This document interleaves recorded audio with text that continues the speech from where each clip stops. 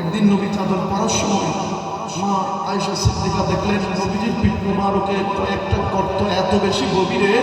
মা আয়েশা সিদ্দিকা বলছে, আমি হাতে আঙ্গুল দিলাম, আমার আঙ্গুলের অর্ধেক নবীর পিঠ মোবারকে ডুবে গেছে। হযরত মা আয়েশা সিদ্দিকা দেখে চোখের পানি ছেড়ে দিলেন, ইয়া রাসূলুল্লাহ, এত কষ্ট নবীকে কে দিয়েছে? আমার নবী বললেন, আয়েশা তুমি কি শোনো নাই, তায়েফের জমিনে নবী ইসলামের দাওয়াত নিয়ে গিয়েছিলাম যুবকদের কাছে। ওই যুবকরা নবীর দাওয়াতটা গ্রহণ করেই নাই। তিনবার এভাবে পাথর মেরে মেরে রক্তাক্ত করে নবীকে বেহুশ করে ফেলেছে। তারা পাথরকে এইভাবে মাটির সাথে বালির সাথে বসা দিতে দিতে যেগুলো চিকন করে করে পাথর মেরেছে, যাদের পাথরটা পড়লে নবীর পিঠ মোবারকে গেঁথে পড়ে। এত বেশি রক্ত মুবারক করেছে। আমার নবী সহ্য করেছে, উম্মতের মায়ায় কষ্ট অনুভব করেন নাই, বদদুয়া করেন নাই। সাথে সাথে জিবরাইল এসে গেছে। জিবরাইল বললেন, ইয়া রাসূলুল্লাহ, একবার বদদুয়া করেন। নূহ আলাইহিস সালাম উম্মতের জন্য বদদুয়া করেছে, আল্লাহ পানি দিয়ে ধ্বংস করে দিয়েছে নূহ আলাইহিস সালামের উম্মতকে। আল্লাহ ফিরআউনের জন্য মুসা কালিমুল্লাহ বদদুয়া করেছে, আল্লাহ নীল নদের ভিতর ডুবাইয়ে সবাইকে মেরে ফেলেছে। বদদুয়া করেন, ও নবী, আমি জিবরাইলকে আল্লাহ বলেছে এই তাইফের পাহাড়গুলোকে এভাবে দুইটা একসাথে চাপ দিয়ে সমস্ত যুবকগুলোকে ধ্বংস করে দেওয়া হবে, একবার বদদুয়া করেন আপনি। আমার বন্ধুদের চোখের পানি ছেড়ে বলছে, আরে জিবরাইল, তাকে ধ্বংস করার জন্য বদদুয়া করতে বলছো? আমার উম্মতগুলো যদি না থাকে, গুনাহগার উম্মতগুলো যদি চলে যায়, আমি রাসূল ইসলামের দাওয়াত কার কাছে দিব? ও জিবরাইল, উম্মত আজকে চিনে নাই কি হয়েছে, আগামী কালকের উম্মতরা রাসূলকে চিনবে। বলেন সুবহানাল্লাহ। কত কেঁদেছে নবী উম্মতের জন্য। সেজন্য কিতাবে এসেছে, আমার নবীর মতো করে জীবনে কোন রাসূল কোন উম্মতের জন্য কাঁদেন নাই। তো বেশি কেঁদেছে সেজন্য আজ 1400 বছর পরে এসেও এই উম্মতগুলো নবীর ভিতরে পাগল হয়ে যাচ্ছে। কথা বলেন ঠিক কি? সুন্নিদের কোনো টাকার সম্পদ না থাকতে পারে, জায়গা জমির পাহাড় না থাকতে পারে, সুন্নিদের মনের ভেতরে একটা সম্পদ আছে, যেটা ইমানে মুস্তাফা নবীর ইশক ও মুহাব্বতের এটা আমাদেরকে যে লোক সহজে শিখায় নাই, এগুলো আমাদেরকে আল্লাহর ওলিগণ আমিরুল আউলিয়া শিখিয়েছেন। সুবহানাল্লাহ। গৌসুল আযম মাজমুন্নারী শিখিয়েছে, হযরত আলীউল মুস্তাফা শাহ রাহমাতুল্লাহ আলাইহি শিখিয়েছে। সুন্নিরা জায়গায় জায়গায় ওলির দরবারে আপনি যায় না। যেরকম বাংলার জমিন নয়, শুধু সারা বিশ্বের মধ্যে যেরকম মন্ত্রী, এমপি, মিনিস্টাররা থাকে, আমার নবী বলছেন, আমি আল্লাহর রাসূল হচ্ছে ওই নবী, আমার আল্লাহ আমাকে বন্টনকারী হিসেবে পাঠিয়েছেন। ইন্নামা আনা কাসিমুন ওয়াল্লাহু ইউতি। আল্লাহ আমি রাসূলকে দেন, আমি রাসূল বন্টন করি কাদেরকে? জায়গায় জায়গায় যে এমপিগুলোকে আমি সৃষ্টি করে রেখেছি, জায়গায় জায়গায় যে ওলিগুলোকে আমি রেখেছি, আমি রাসূল তাদেরকে দিই। ওই আল্লাহর ওলিরা তাদের আশেকদেরকে বন্টন করে। বড় করে বলেন সুবহানাল্লাহ। ওলির দরবারে এসে চাইবেন বেশি। একটা কথা মনে রাখবেন, আল্লাহ আপনি সরাসরি চাইবেন, দেওয়ার ক্ষমতা আছে। এটা খুব গুরুত্বপূর্ণ কথা মনে রাখবেন। আপনি সরাসরি চাইলেও আল্লাহ দেওয়ার ক্ষমতা আছে, কিন্তু যেটা আপনি সরাসরি চেয়ে নিছেন, আপনার কোনো খারাপ কাজের কারণে যদি আল্লাহ নারাজ হয়, এইটার সাথে সাথে আল্লাহ তুলে নিবে। এই জন্য অনেক মানুষ দেখবেন 1 মাস আগে 5 লাখ টাকার মালিক হয়েছে, 1 মাস পরে 1 টাকা চায় না। অনেক সময় শোনা যায় না বা দেখা যায় না, দেখা যাচ্ছে 5 মাস আগে আপনি একটা জিনিস পেয়েছেন, 6 মাস পরে সেটা না। আল্লাহ যখন সরাসরি কিছু দেন, এটা রাগ করলে, আল্লাহ গুসা হলে, কোনো কর্মের কারণে এটা সরাসরি নিয়ে যান। তবে যখন কোনো বান্দা ওলিকে হুসিনা করে আল্লাহ থেকে নেয়, নবীকে হুসিনা করে আল্লাহ থেকে নেয়, তখন এই জিনিসটা ফেরত নিতে আমি আল্লাহ থেকে লজ্জা করতে পারি। সেজন্য আপনি যদি মনে চাই যে আমি এমন কিছু নিতে চাচ্ছি যেটা আমার সারা জীবন থাকবে, এটা টাকা হোক, পয়সা হোক, নাম হোক, দৌলত হোক, রিজিক হোক, যা হোক, আপনি তখন নবী এবং ওলিদের ওসিলা দিয়ে চাইবেন। এটার মাধ্যমে আল্লাহ যা দিবে ওসিলা করে, এটার জিনিস ফেরত দিবেন। বড় করে বলেন সুবহানাল্লাহ। আরেকটু জবাব করে বলেন সুবহানাল্লাহ। ইয়া রাসূলুল্লাহ, ইয়া হাবিবাল্লাহ, ইয়া রাসূলুল্লাহ, ইয়া হাবিবাল্লাহ, ইয়া রাসূলুল্লাহ,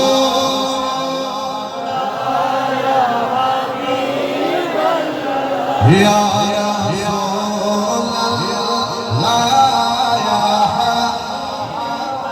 لم يأتنا سيرك في نظر مثلتنا شهد فتا جانا يا رسول الله يا رسول الله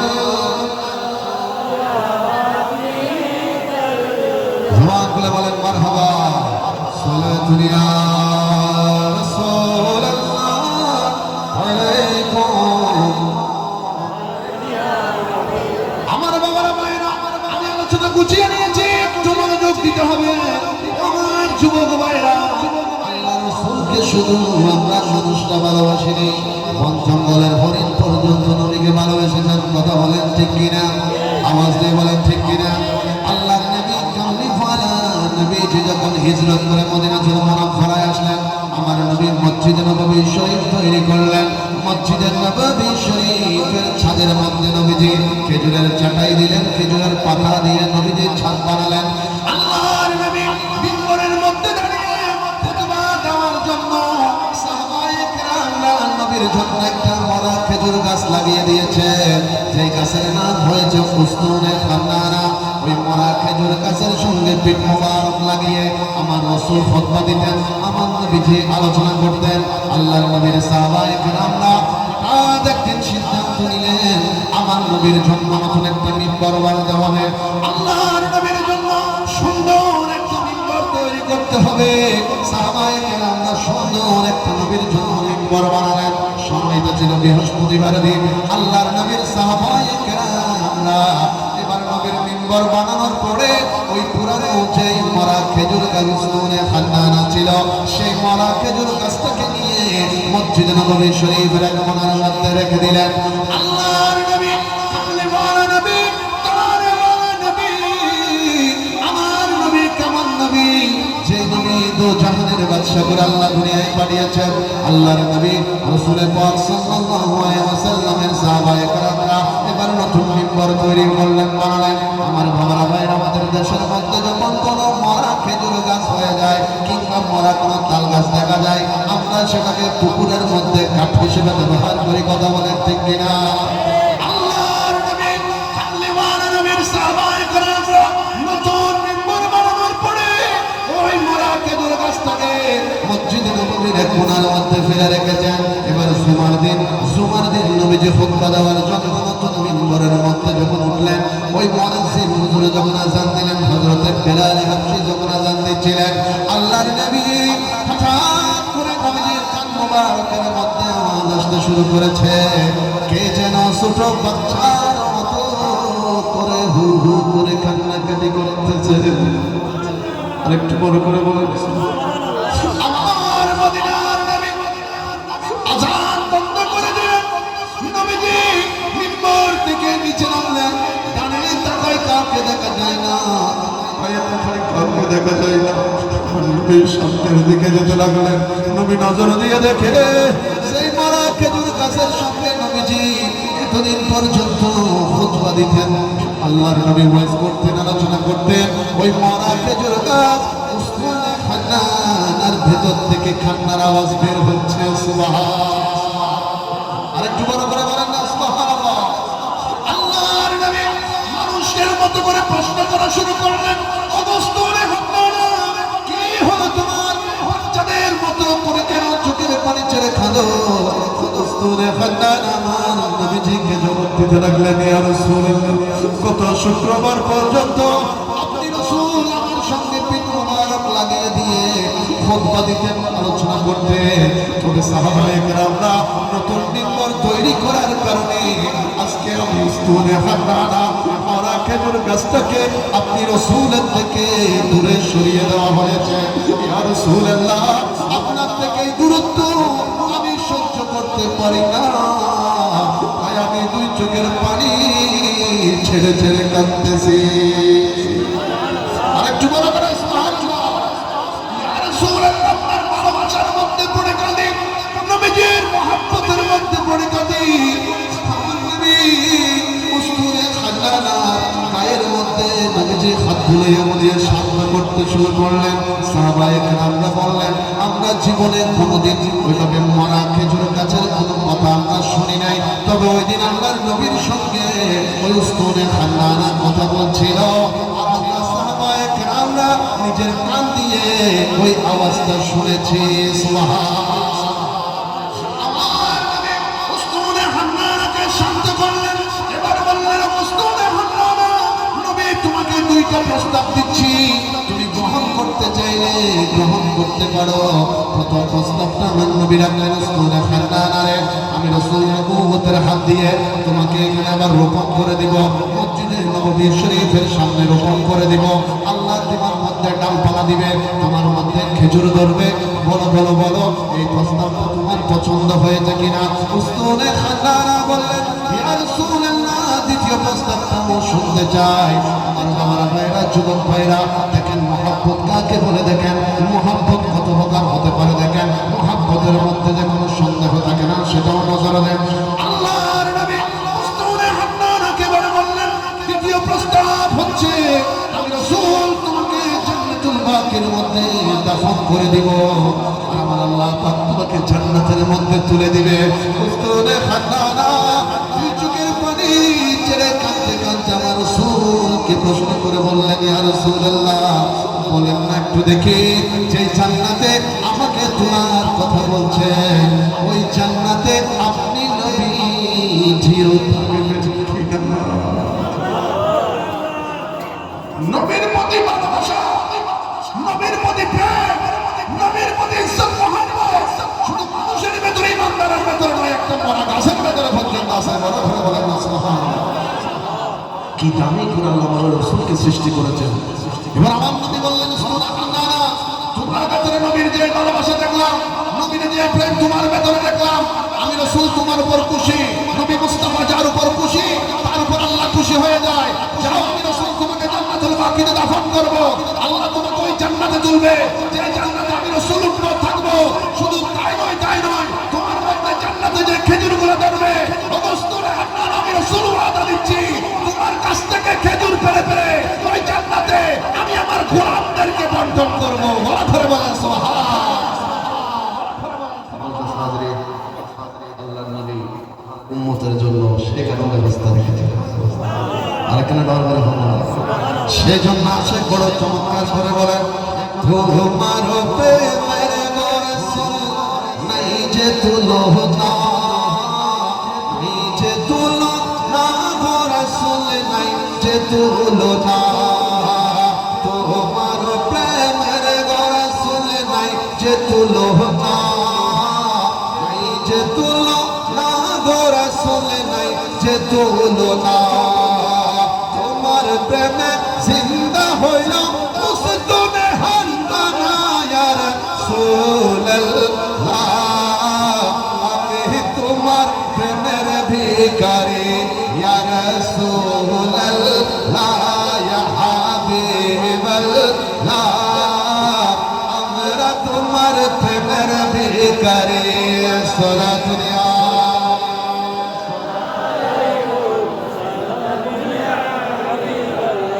মুআজ্জাজ হাজরিন, আজকে যে বসা আপনারা বসেছেন, আল্লাহর কসম, এই বসার দামটা কত বেশি। যদি একজন মানুষ আপনার নিজস্ব চোখকে দেখতাম, জানতাম, এখান থেকে কোনো মানুষ আর উঠত না। কেন জানেন? নুজহাতুল মাজালিস কিতাব আল্লামা ইমাম সাফুরী রাহমাতুল্লাহ আলাইহি হাদিস নোট করেছেন, আমার নবী বলছেন, যখন কোনো কবরবাসী আল্লাহর জিকিরের, নবীর তারিফের কোনো শব্দ কানে শুনে কবরবাসী, এটা হোক বৃদ্ধ, হোক মুরব্বী, হোক যুবক, হোক পুরুষ কিংবা মহিলা, তখন কবরের ভেতর থেকে তারা আল্লাহর কাছে দোয়া করে, আল্লাহ আরেকটা বার দুনিয়ায় যাওয়ার সুযোগ করে দাও। তখন রহমতের ফেরেশতারা আল্লাহর পক্ষ থেকে প্রশ্ন করে, আরেকবার যদি তোমাকে দুনিয়ায় যেতে দেওয়া হয় কি করবে তুমি? তখন ওই কবরবাসী আল্লাহর দরবারে কবরের ভেতর থেকে চোখের পানি ছেড়ে কেঁদে কেঁদে বলে, আল্লাহ আরেকটা বার যদি যেতে পারতাম, তাহলে আমি ওই মজলিসে, যে মজলিস থেকে তোমার জিকির হচ্ছে, একটু গিয়ে ওই মজলিসে বসে পড়তাম। এত দামি আজকের এই বসা।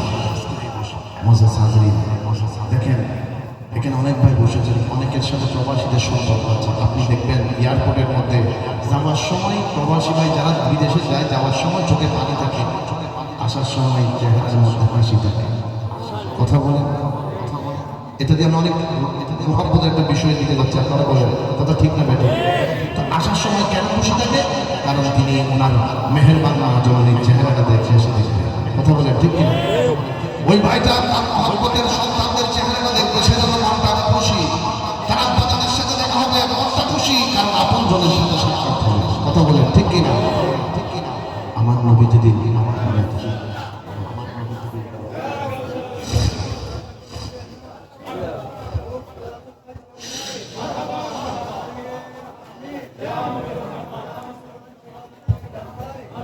नाराए तकबीर, नाराए रसालत, नाराए गौसिया, गौसुल आज़म मज भंडारी, गौसुल आज़म मज भंडारी, अमीरुल औलिया शहीद शाह अमीर भंडारी, अमीरुल औलिया शहीद शाह अमीर भंडारी, जाने आमिर शाह सुलेमान अमीर भंडारी, जाने आमिर शाह सुलेमान अमीर भंडारी, सैयदी मुर्शिदी आका इलियास शाह अमीर भंडारी, सानी सुलेमान अजो बाबा अमीर भंडारी, उर्से पाके सानी सुलेमान अजो बाबा अमीर भंडारी, औलादे पाके अमीर भंडारी। মারহাবা মারহাবা। সম্মানিত উপস্থিতির মধ্যে মঞ্চে দর্শক রয়েছেন আজকের এই নূরানি মাহফিলের সম্মানিত সভাপতি औलाद आमीन पीरे तरीक़त शाह सूफी मौलाना सैयद मोइनुद्दीन शाह अमीर भंडारी मदाजिल हुरानी। मौजूद तशरीफ रखें औलाद आमीन शहजादा सैयद लुकमान हकीम अमीर भंडारी मदाजिल हुरानी।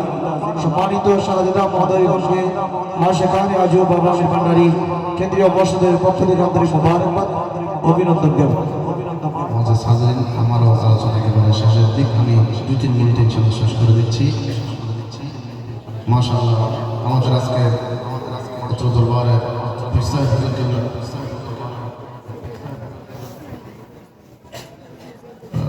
রাত একটার কাছাকাছি হচ্ছে, তো মানুষ বিরক্ত হয়ে যাবে। আমাদের সাজা মাশাআল্লাহ, আমি মনে বুঝলাম না ভাইজান আপনার মাঝমান্ডারি ভাই উঠে যালি মানুষের বুঝে উঠে না, কিন্তু দেখতে আসলে যারা বসে সাচ্চা নবী বসে আল্লাহ কবুল করুক। আমি আর কার দরবারে ধন্যবাদ দূরত্ব যারা অনেকে তারা মনে করেন না আমি মনটা দরকার মানুষজন ফায়দায় গিয়ে গিয়ে বললাম, কিন্তু আমাদের যখন আশা সকল আসলে তারা বুঝে পেত না। বড় করে ডাক দেব না আমি আজকে মাহফিলের রৌনক সঙ্গে মাহফিল আর বাজারে মাশাআল্লাহ আসলে মুরব্বী সকল ইতারাত্তনারা যুবকলে শিক্ষালয় বোধ কিছু বাজার হানা নাজিয়াত হল যদি আর ভাইজান তারা আজকে মাহফিলের সম্মানিত সভাপতি তারা দুইজন আজ মানে বয়সে বহু ছোট বাজে হতে বয়সে কমলে কেউ আজকে মজলিসটা আনাল্লাই সাহায্য ইন মানে কথা ইন যদিও ছিল 2 লক্ষর হতা কিন্তু বহুত দামি কথা। মাশাআল্লাহ আল্লাহ পাক এই দরবারের একটা ঐতিহ্য আছে। সেরেমিককে এই যে 10 দিন ব্যাপী যে সোহাদায় কারবালা মসজিদ হয় মাশাআল্লাহ 12 দিন ব্যাপী রসুল পাকের সন্না সালাওয়াত রাসূল ছিল যে নবীজির 12 দিন ব্যাপী মাহফিল হয়। ঈদ ওমাজি বাংলাদেশে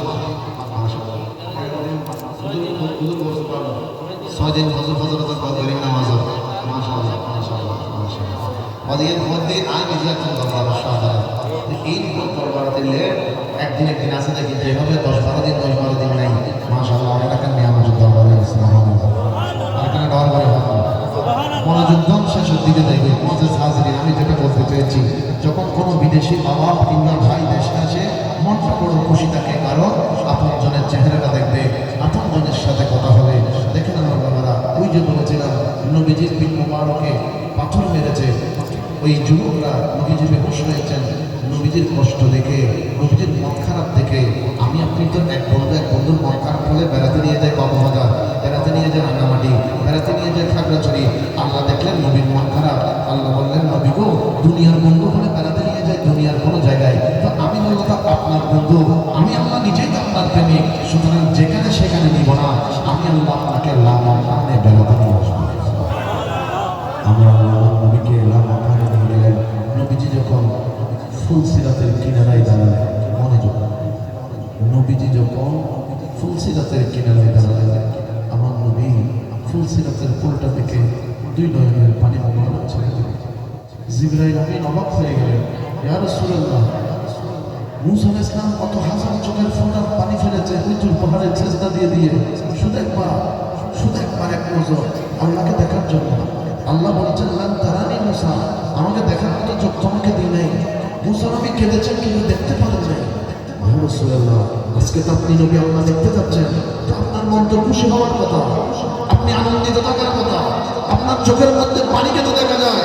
আপনার দয়াল নবী জিবরাইল আমিনকে বললেন, জিবরাইল দেখো একটু পল্টার দিকে, 30,000 বছরের লম্বা রাস্তা, চুলের চাইতে চিকন, চুলের চাইতে দাম, তোমার গুনাহগার উম্মত কেমনে পার হবে জিবরাইল? দুনিয়ার আগুনগুলো তো গোল্ডেন কালার কিংবা লাল কালারের, ও জিবরাইল জাহান্নামের আগুনগুলো তো কালো কালো, ওই জাহান্নামের পুরাপুরি জাহান্নামটা ফুলসিরাতের নিচে বিছানো। আমার উম্মত যদি একটা পিছনে দিয়ে পড়ে যায়, আমার উম্মত তো চলছে যাবে জিবরাইল। আমি রাসূল কেমনে খুশি থাকি, উম্মতের চিন্তায় তো পেরেশান হয়ে গেলাম, উম্মতের জন্য চোখের পানি ধরে কাঁদতে শুরু করলাম। জিবরাইল আমার নবীর চোখের পানি সহ্য করতে পারে নাই, সাতটা দিয়ে নবীর ডান হাত মুবারক টান দিয়ে ধরলেন, ইয়া রাসূলুল্লাহ, আদম থেকে ঈসা পর্যন্ত অনেক নবী রাসূল এসেছে, কারো কাছে আমি কোনো ওয়াদা দিই নাই, আজকে আপনি রাসূলের চোখের পানি সহ্য করতে পারলাম না, আপনি নবীকে একটা ওয়াদা দিতে চাই। নবী বললেন, কি ওয়াদা? জিবরাইল আমিন বললেন, ইয়া রাসূলুল্লাহ, আপনার উম্মত যখন লাইন ধরবে ফুলসিরাত পার হওয়ার জন্য, আমি জিবরাইল আমিন ফুলসিরাতের কিনারে এসে দাঁড়িয়ে যাব, একটা নজর তার কলবের দিকে রাখবো, যদি দেখি যে উম্মতটা পার হচ্ছে, তার কলবের ভেতরে আপনি রাসূলের ভালোবাসা আছে, আপনার প্রতি তাসীম আছে, আপনার প্রতি ইজ্জত আছে, আপনার প্রতি মহব্বত আছে, ওগো নবী আমি ওয়াদা দিচ্ছি, আল্লাহ যে আমি জিবরাইলকে 600 নূরের ডানা দিয়েছে, একটা ডানার দূরত্ব আসমান থেকে জমিন পর্যন্ত, ইয়া রাসূলুল্লাহ, আপনার গুনাহগার উম্মতের জন্য আমার 600 নূরের ডানা ফুলসিরাতের কিনারায় বিছিয়ে দিব। আপনার আশিকরা, আপনার গোলামেরা, আপনার প্রেমিকেরা আমার ডানার উপর ভর করে ফুলসিরাত পার হয়ে যাবে। বড় করে বলেন সুবহান।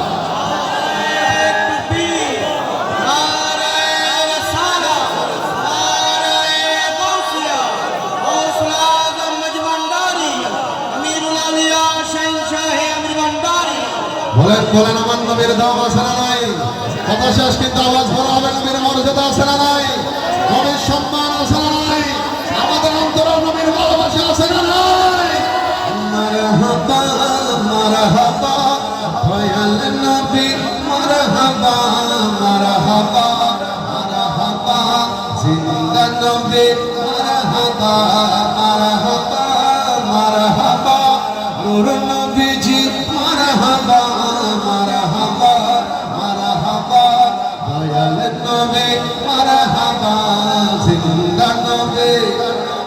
বড় সূর্যের তাপ পড়িবে হাসরের দিনে, আপনি বিনে আমাদেরকে ছায়া দেবকে, ঠিক কিনা? উম্মতেরি কান্ডারি, উম্মতেরি কান্ডারি নবী মুস্তাফা, মারহাবা মারহাবা দয়াল নবী, মারহাবা মারহাবা মারহাবা নূর নবীজি, মারহাবা মারহাবা মারহাবা প্রাণের নবী, আহা জিন্দা নবী। জবান খুলে একবার বলেন মারহাবা। সালাতুনিয়া